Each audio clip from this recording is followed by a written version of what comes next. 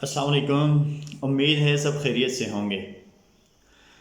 آج کے لیسن میں ہم سیکھیں گے حروف حلقی کیا ہیں، حروف حلقی کتنے ہیں، اور حروف حلقی کو حروف حلقی کیوں کہا جاتا ہے۔ تو آئیے سیکھتے ہیں۔ مخرج نمبر 2، 3 اور مخرج نمبر 4 میں ہم نے پڑھا کہ یہ گلے کے 3 حصوں سے ادا ہوتے ہیں۔ مخرج نمبر 2 میں ہم نے پڑھا کہ گلے کا وہ حصہ جو سینے کی طرف ہوتا ہے اس کو اقصی حلق کہا جاتا ہے، جس سے حمزہ اور ہا ادا ہوتے ہیں۔ اس کے بعد مخرج نمبر 3 میں ہم نے پڑھا کہ یہ گلے کا درمیان والا حصہ ہوتا ہے جس کو وسط حلق کہا جاتا ہے، اور اس سے بھی 2 حروف ادا ہوتے ہیں، عین، حا۔ اور تیسرے نمبر پر ہم نے مخرج نمبر 4 پڑھا۔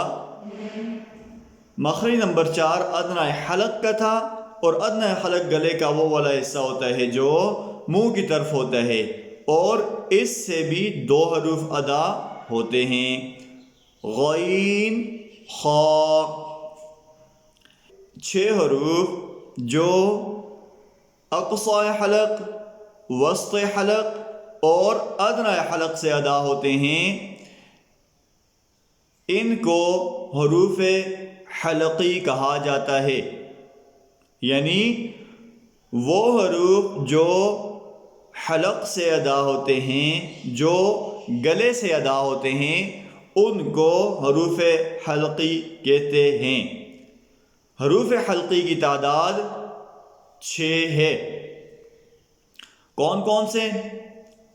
حمزہ، ہا، عین، حا، غین، خا۔ ان 6 حروف کو حروف حلقی اس لیے کہا جاتا ہے کیونکہ یہ گلے سے ادا ہوتے ہیں۔ آج کے لیسن کے ساتھ اتنا ہی۔ اگلے لیسن کے ساتھ نئی ویڈیو کے ساتھ حاضر ہوں گے۔ تب تک کے لیے اللہ حافظ، السلام علیکم۔